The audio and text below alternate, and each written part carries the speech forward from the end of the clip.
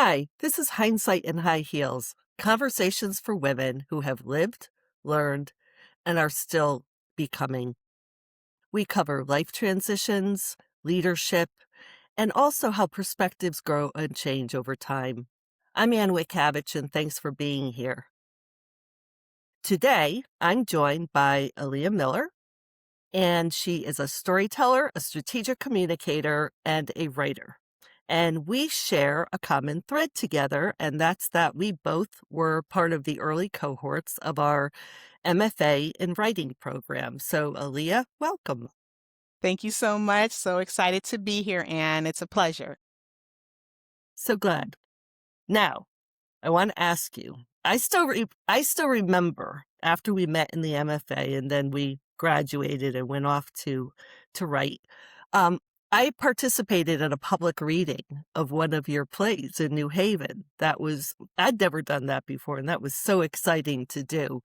And I've really loved watching you over time continue to find your way back to your creative work. I think we'd had conversations early on that you get your MFA, you get out, but you're still in your professional career, you're still working a job, but you've really successfully worked your way back on your own terms to that with a lot of other things going on in your life.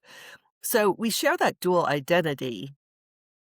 And I think that being communication professionals as well, we have never fully let go of our creative lives, even when it's families come in or careers or whatever it is. We can't, even if we wanted to, I'm not sure that we could let go of that. There's just something powerful holding that together.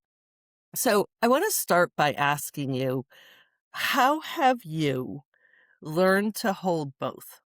Building that professional life and staying true to what calls you creatively without feeling that you have to choose between the two. I definitely think it has been a struggle, but one of the things that helps me is that stories are always with me. And I have a need to tell stories. And lucky for me, professionally, I get to do that with an organization. But it's not necessarily the stories that I want to tell or Mm. the films that I see in my head or potentially plays.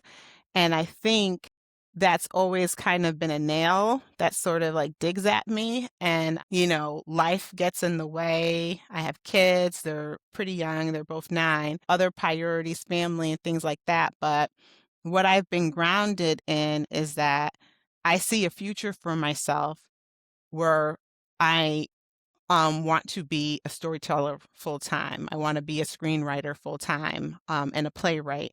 And so I have just tried to maintain ways that I can bring myself back to that. Some of that's been part of a local screenwriting group, and that's actually been really helpful. It meets virtually too. So that's been great for me.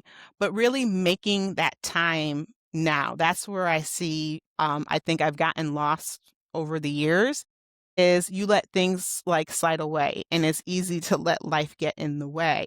But now I'm at a place where I am going to be 48 in June and I feel thank you.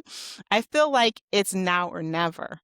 And I've talked to women who have been able to have a whole new second career act after 50, which I think is amazing. And I think we've been told in society that we can't do that. But I have met women, I've spoken to women, I read about women who have had a second act. So for me, I'm working towards that second act. And now I'm more empowered because we don't get more time, right? We don't know when that clock is going to stop. And so now that pressure of time is on me. And what I've been doing lately, which I'm really proud of, is I think I started working on my next feature script that I've been working on. And this has been an idea that goes back like 4 years. But, I did some research for it. I started it, I stopped it. But since like November, I worked on my outline, I worked on my scene beats, and even if I'm just spending 10 minutes a day, or I write, a short description, or I write a short scene, and I'm working towards my goal, and I'm going to really focus on trying to hit it is, but I want like a draft by June. So that's my new goal. That's what I'm working towards. And for me, there's no shortage of ideas. It's really grounding myself in the practices of writer and making that time. And most writers know this. You have to put in the work. You have to put aside the time to be able to do that. And writers find different ways to do that. There's different ways. I'm not necessarily the 5 o'clock a.m. person who wakes up and writes. I appreciate people who do that. Uh, I'm doing micro time, 5 minutes here, 10 minutes there, and patting myself on the shoulder when I get it done. And I'm going to continue to do that because it's working right now for me. I really there was so much in there that I wanna unpack, but one of the things I remember when we met for dinner recently, you had talked about that, getting those micro time slots to be able to work on your craft, and, I think back with the MFA, and I was raising kids at the time too, how did I do it? And again, I had to steal that time at the beginning of the day, end of the day, whatever, and it wasn't quite to my rhythms. But when you say, um you had mentioned, and again, I mentioned I have a cold, so I apologize to the audience too, but if you I'm not a morning person either. In fact, I had signed up for one of those virtual writer workshops where it was, doing prompts at 6 a.m., like early writing, and I missed out of 6 of them, I think I missed 4, or I got there late, so I said, "That's not for me." But how the thing that strikes me, and again, I think it strikes me because of the professional background we share as well, when you have this big project, first of all, you have to name it a project. I've learned that with anything creative is I can't just say, "Oh, I wanna write this," or like, it's a project. That frame works for me and from my work world. How how do you go through that first process? You said all these story ideas in your head. And for what you do too, I mean, you've done a documentary film, a short documentary film, you did that play that I participated in, you've written and published stories. How do you process through the ideas, the ideation, I guess I'll call it, to then selecting what you're going to do?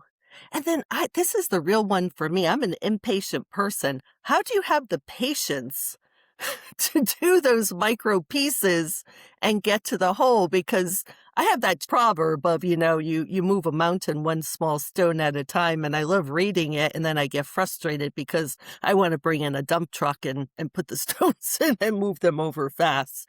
How do you pace that? How do you go through all of that to get to the point of beginning and then have that creative project come to fruition and have it be a quality product because I've seen what you produce? Thanks. I think it's a few things. For me, when it comes to a story idea, when it comes to my scripts, I start with character. So I really have to want to tell this story about said characters and their experiences. So on that creative sort of project level, that's where I start. And I work out from that because that's what interests me. Like I'm a people watcher. Like when Yeah, I you go are. places, Yeah.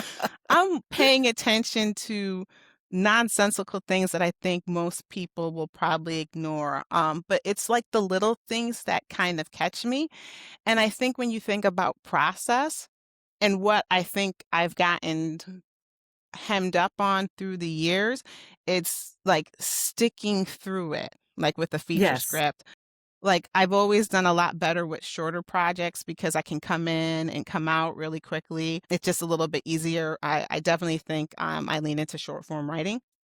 But when you're working on a script and you have to like lay out the plot, lay out the characters, and at the forefront be thinking that I got to keep an audience engaged into this, I started to listen to people over these last few years who are not necessarily creative people per se, people who are in technology, people who are in different spaces and have different deliverables where they have to make those decisions. And what I've learned from people in tech, what I've learned from entrepreneurs, it's about process. You have to have a process down.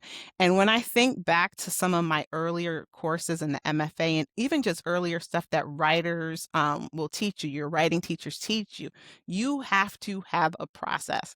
And I think young Aaliyah was like, no, it's going to flow. You got to let the creativity flow.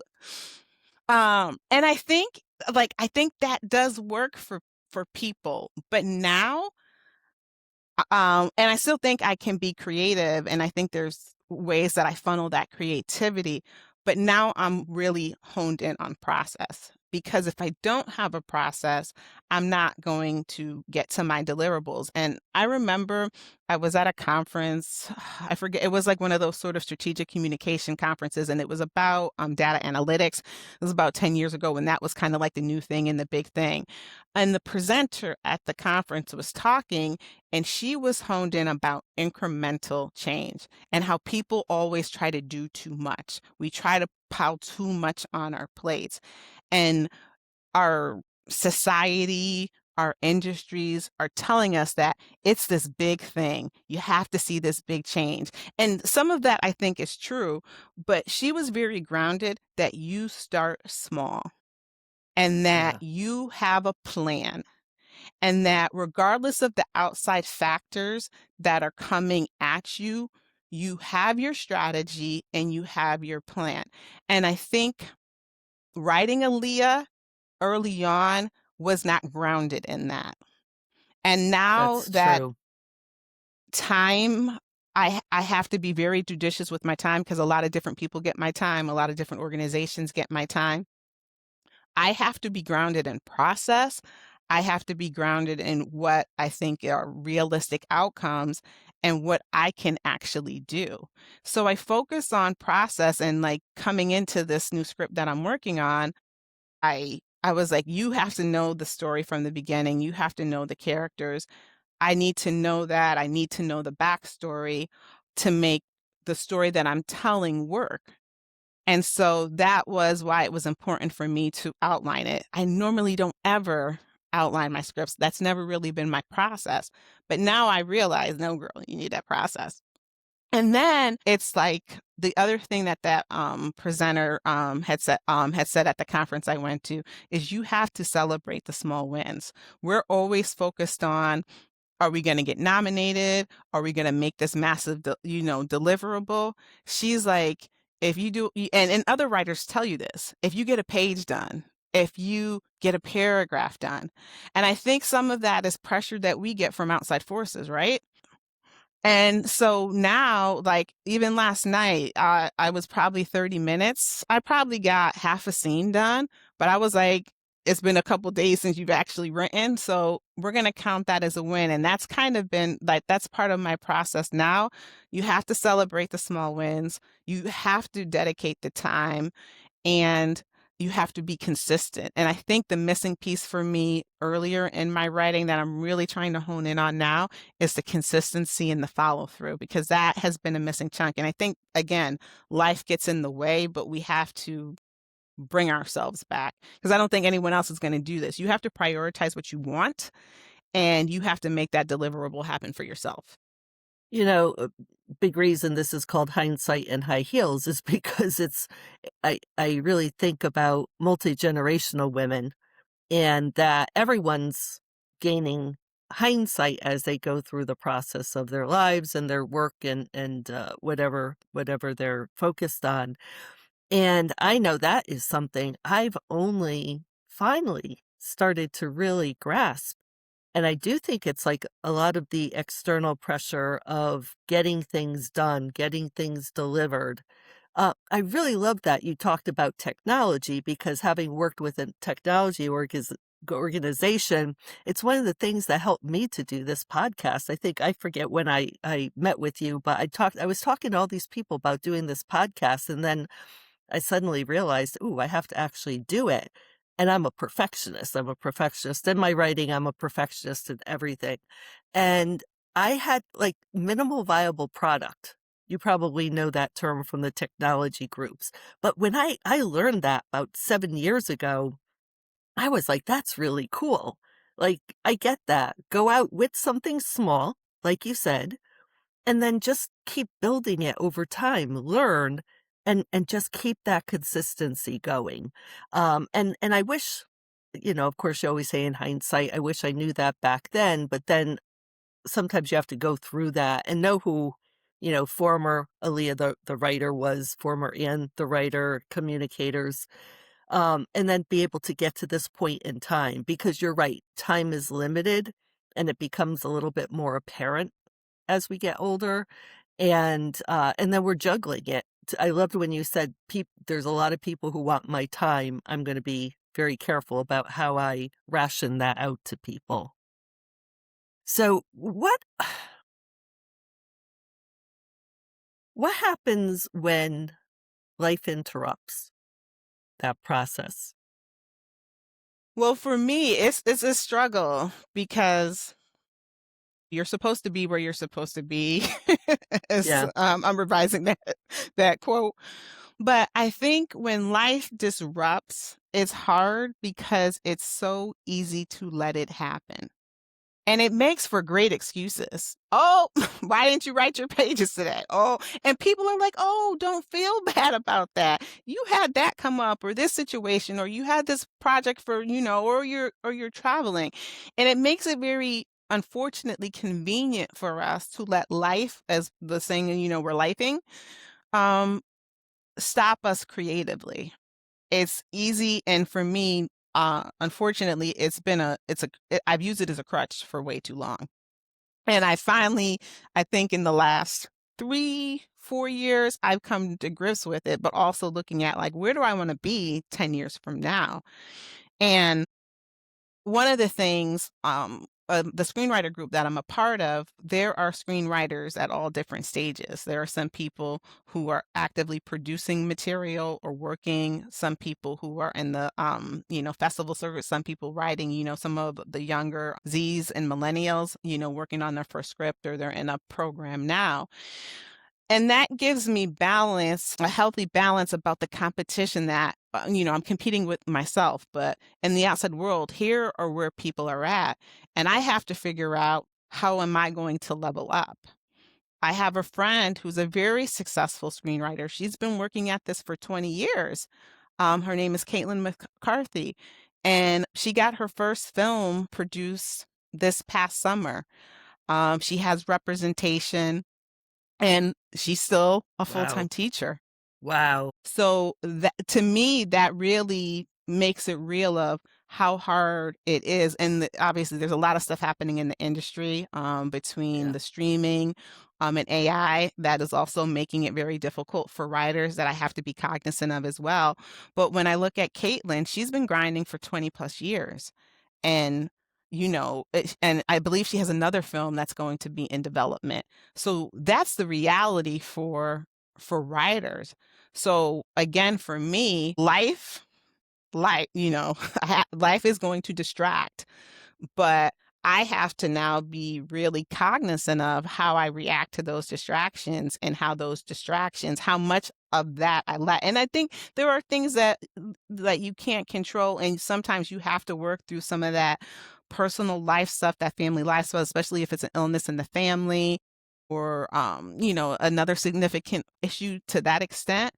But as women, I've been juggling so many different things, and the one thing that I really want to push myself is, now you do a lot of other great work, and I always forget how much good work I've done for other people. I got to start doing that great work for myself.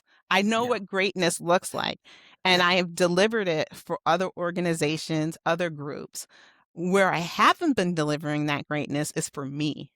And that's what I wanna do differently, and that's what I have to do differently if I wanna see things change. Because what's the other saying? If you keep repeating the same thing, that's craziness. So, in terms of, yes, are there gonna be complications? It's never gonna be a perfect, level playing field, right? But you have to figure out what you have to do to excel. And the one thing that I still believe wholeheartedly is that there are opportunities out there. We are in troubled times, but there is still opportunity. There are still groups of women and cohorts and organizations that, when you do the work, people will help you lift your voice. And so for me, I really have to be a steward about doing the work. I love that, a steward of doing the work. And I've used the word steward in communications to say communicators are the steward of the messaging and all. But that's a great way to put it, that as women, we are stewards of our own work, whether it's in our professional setting or if it's our creative outlet or whatever it is that we're doing.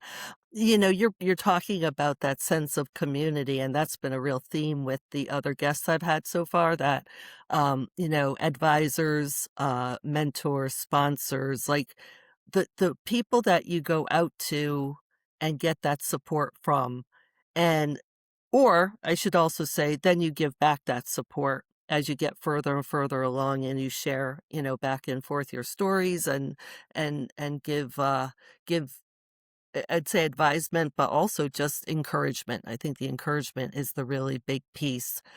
How how do you were mentioning virtual too, because it is nice to get together, but the virtual world has helped me to be in writers groups and get that workshopping that we had in the program when we were all together.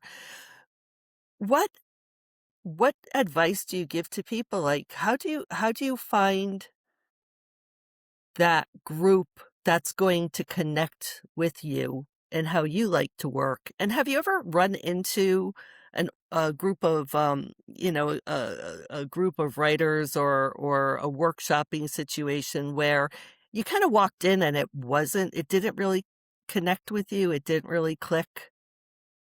I haven't had that. You haven't had that. Okay, okay, I don't which know. is good.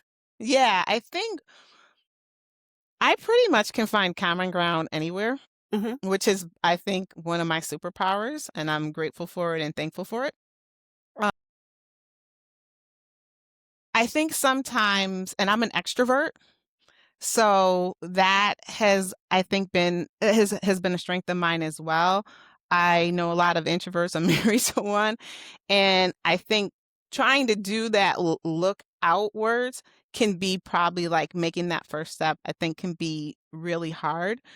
Uh, you know, if you asked me that question 10 years ago, I would told you to, Google communities. Now I'm going to tell you chat GPT it Right, or right. the others out there, Gemini, Copilot, Claude, etc. yep. But there are communities out there. Social media, while I'm not a big fan of it, as I've gotten older, I still think it does serve a purpose, for online communities, and even for a small stint in my corporate communications career, I did online internal community building, and there is no shortage of people who are like minds or like vision, who want to collaborate, to know better, to do better, or just to kind of learn. And I think to me, those are the greatest communities. The screenwriter group that I mentioned earlier, this group meets in West Hartford. It's called the Connecticut Screenwriters. They just celebrated, I think, 20 years a year ago, on and off, and have been able to sustain and maintain. And it's some of the people, there are some originals, believe it or not, from the 20 years, but there's also a lot of transition. People come, people go. But for that group, we are about telling stories, and we are about helping writers, screenwriters in our case, or a screenwriting group, to get their script to the best that it can be. Because as a writer in any genre, finishing it is the hardest. Yeah. And there's Just the there's the draft. the draft. And yes, there's critique, and yes, there's that editing process and all that stuff, but you have to get it done. And you need to hear from a community who's vested in wanting you to do a good job. So I think you have to look for that, but those places exist, and again, due to the pandemic and things like that, our community had to move virtual because we still wanted to meet, we still wanted to read people's scripts and talk about scripts, and even after that, after the pandemic, there were like, this group meets monthly. One of the things that I think is interesting, about it is an offshoot of that monthly group, a different group has sprung up that meets every Cool. 2 weeks, and it's a completely different format. There's no required reading. People come in to talk. We may be talking about the latest entertainment news. Some people bring in some pages, but the agenda is kind of open to how the process is going to be. And I think that's great. About 3 weeks ago, the script that I'm working on, Patchwork, I was able to read my introduction, which Oh, I, okay. rewrote, and it was a table read situation, which I love. I love table reads because when you hear people read your words, it changes it for it changes the experience for a writer. And the feedback that I got was initially good. As a writer, got a bunch of critique on what I needed to fix and what I needed to write, and I got more critique, so which is not always, you're like, I fixed that, but then you get more, right? But what was interesting for me is, one, it was virtual. All of us were virtual. I was home. I still had my kids in the background doing A, B, and C. And I was able to still focus on hearing my story, talk about, relevant issues for writers, that type of thing. And so that to me, and things like that right now are my saving grace because there's a lot of stuff happening. And, even though, we're here based in Connecticut, not big of a state, but sometimes things are an hour away sometimes. Yes. And it's really like what I'm finding now to get to in-person stuff between my kids' activities, between, if my husband's away for a conference, I have to completely recalibrate what I'm going to do. So I really still hunker down and love the flexibility that virtual does. It replace in person? There's so many different strengths to in-person stuff, but virtual, especially for people who may be more introverted, it really creates a safe space, and I'm grateful for it because it gives me flexibility that I didn't have like 10 years ago. I found too that it's and actually the MFA program we were at was low residency, so we were all together for an intense week twice a year, but the rest of it, we a lot of it was ahead of its time being a virtual arrangement.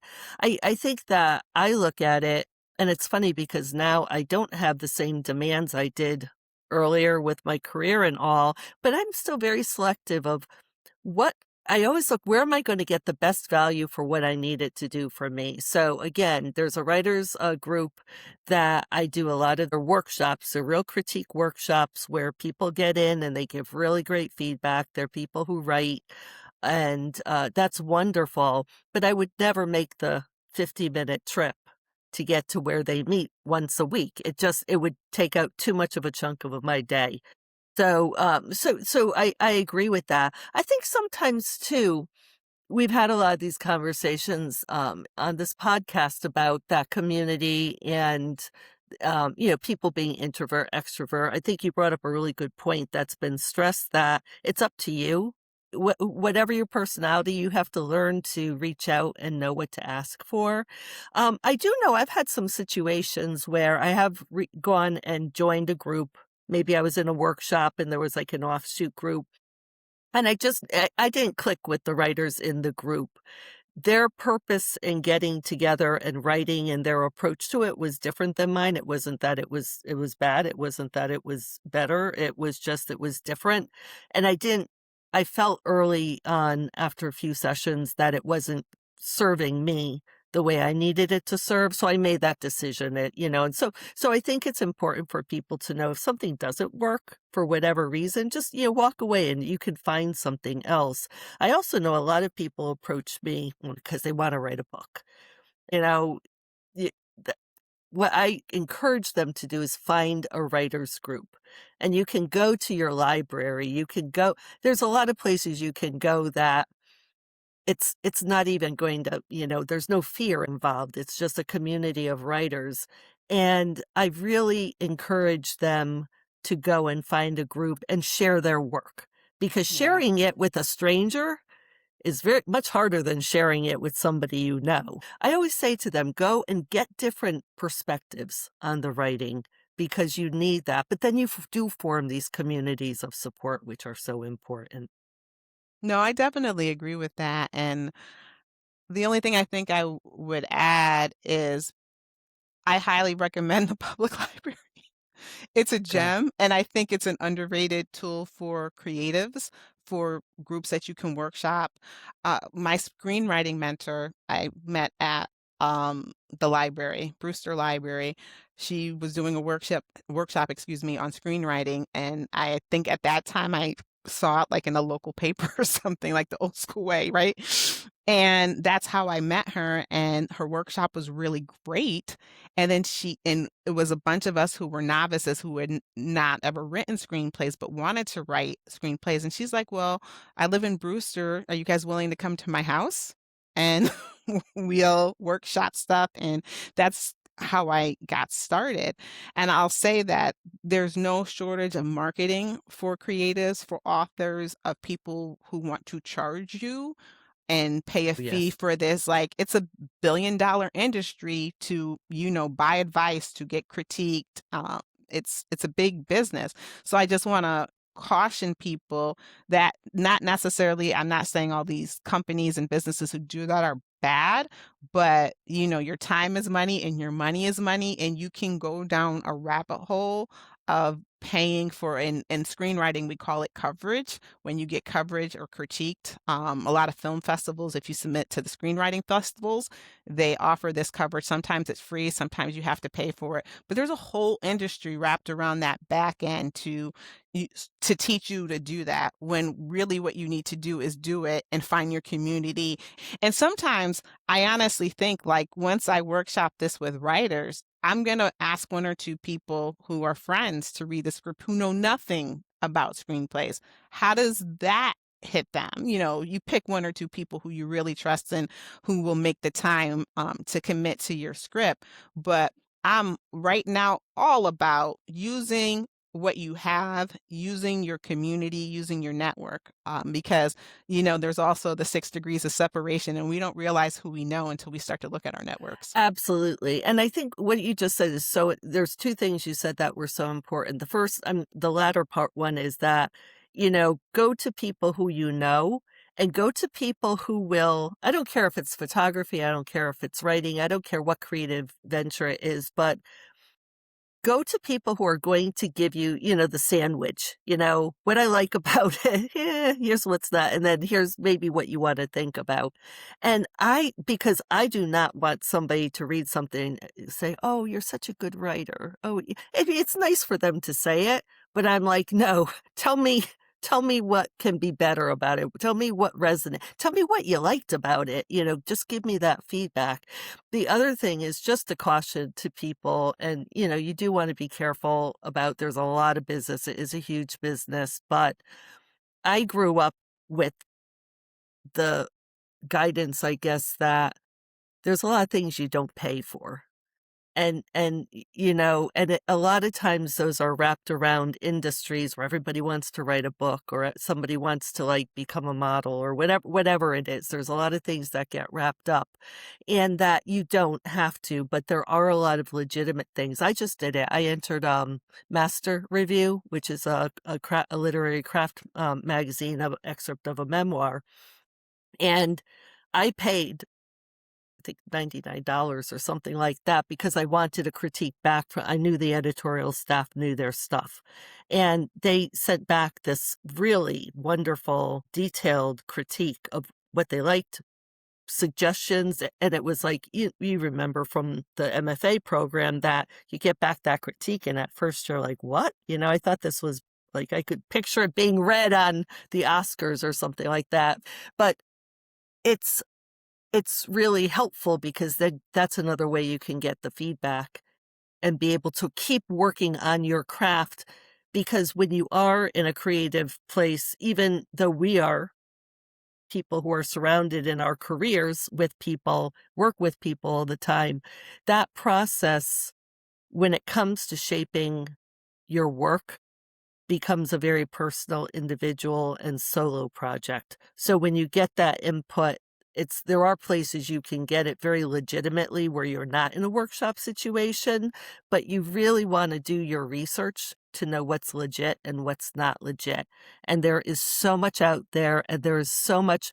I constantly see these ads on Facebook for, like, it looks like a real publishing company, and something in the title kinda ties it to a well-known publishing company, but then you Mhm. go right to either a Gen AI or Google and just, like, put in, and you start to find out, look at Reddit comments, etcetera, and you start to see that it's, you know, we're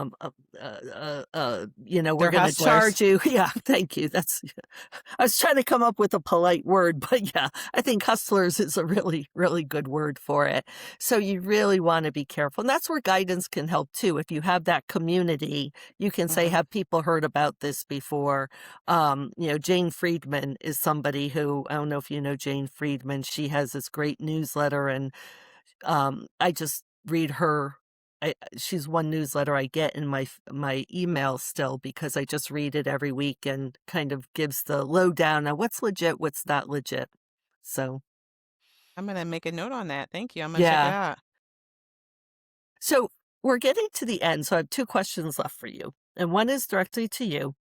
And when you're looking back and holding both of the things that are important to you professionally and creatively, what was the thing that was most required of you?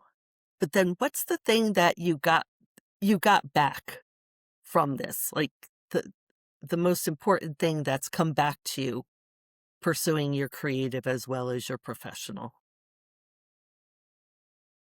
I think it's a testament that, one, I'm here talking to you about this, and where my evolution has sort of come. I feel like I'm coming full circle, and I think that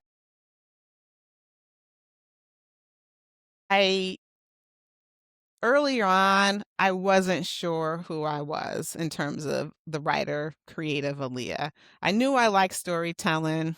It goes back to, you know, me being a kid watching movies, but I didn't really necessarily think I was good. And over time, I've met people who, they're not here to boost your ego. They're here to make you a better writer. And I've had, those people kind of drop in and, consistency, right? Have consistently said the same thing about my writing. And what's the strength to it? Here's what you need to work on, but here's the strength. And I'm still getting that. Uh, and I get that professionally in my communications writing. And I'm still getting it as I share my work, my more creative screenwriting work, with others. And then I think, uh, some of the things that I'm honing more in on now, and I think this is the business writing piece, uh, that that's helped make me better, the little things, focusing on the grammar, why that's important, the structural integrity to your writing. We're in a world of emojis, instead Mhm. of you're welcome, it's YWMG, acronym heavy, and it's definitely changing how we communicate. But when I even look at older scripts that go back to the 30s and the black and white area, good writing is good writing, and it's universal. And a good story from the 1930s is still a good story if you read it today.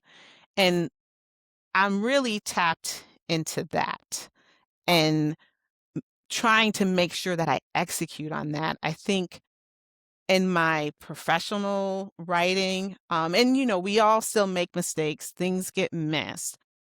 And when you have those doozy days, Like, it will feel like it's the end of the world, but for me, it in recent years, it reminds me of how much more sharper I need to be. How much more earlier when we started this conversation, we were talking about it's the little things. As a writer, it's also about the little things, getting those right. And I think that holds true. And I wasn't really zoned in on that earlier, as a writer, and I kind of left it to the wayside. And your ideas will sell even with, bad grammar, right? But uh every little thing you can do to help you stand out, that's what I'm seeing is a value today. And I definitely wasn't as keyed into it back then, but I see the value of it now.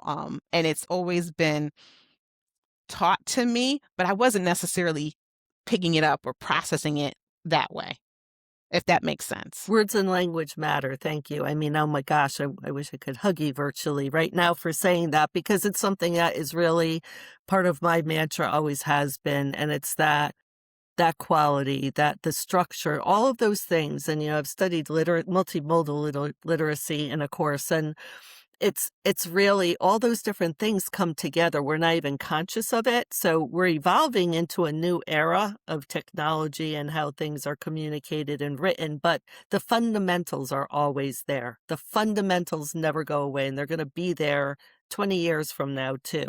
I'd gone to the Museum of was it the Museum of Film? The one in Astoria, Queens. I'm blanking on the name, but there was a whole thing about symbols, like how hieroglyphics and all were early communications, and how that symbolism went into emojis. So really, all of this is just it's the evolution, but that the foundation needs to be there in order to be effective. So I'm going to ask you one more question. And that is just, if you're thinking of the women who are listening here, and maybe they're wondering, is it too late to return to something creative, or they have something creative they never really thought that they would actually be able to do, but want to give it a go? What have you learned that you would, what's that golden nugget that you've learned that you would offer to them?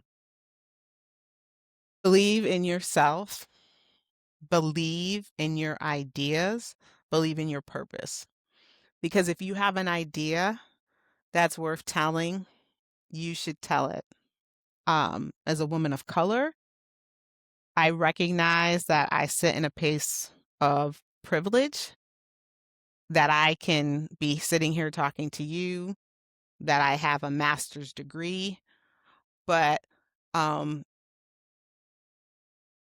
stories from women, my perspective of my hue, weren't always welcome. In many cases today, they still aren't welcome.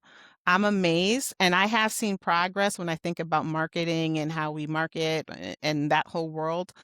But I still see the lack of storytelling that matters to people who look like me, younger girls who are still saying in 2026 today that they don't see themselves at the Barnes and Noble's bookstore, at the Target, in the Amazon. So we have to help foster and Yes. create avenues and venues for women, for trans, for LGBTQ to have a place and to believe in themselves, that their voices matter, and do it. Do And it even if you don't think you can do it. Do it. And I think going back to the earlier point that we covered, it's about community. The communities that can help you are here, and they want to help you. And we have to find that. But I would say to women out there who, even if you've never done it, do it. You have to do it, because you will teach yourself something, and it's okay to fail at it too. You can do your first draft of something, or you can do your first film, and it can be horrible. But you will learn so much from doing it versus sitting back and saying, I wish I would have done it.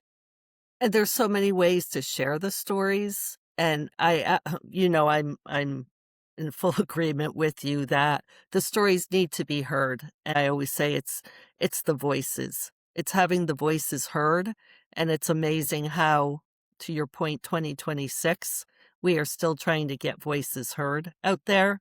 You used the word opportunity, I think, early on, and I think there's a lot of opportunity out there. So the encouragement of the creative, it's also really great for the soul. Yes, definitely 100. So, well, Aaliyah, thank you. We're about done, and there's something really deeply affirming when you watch somebody go after what calls them and what comes out of that commitment. And so I really appreciate your time today. Appreciate the conversation. And thanks to everyone who is listening. This has been Hindsight and High Heels.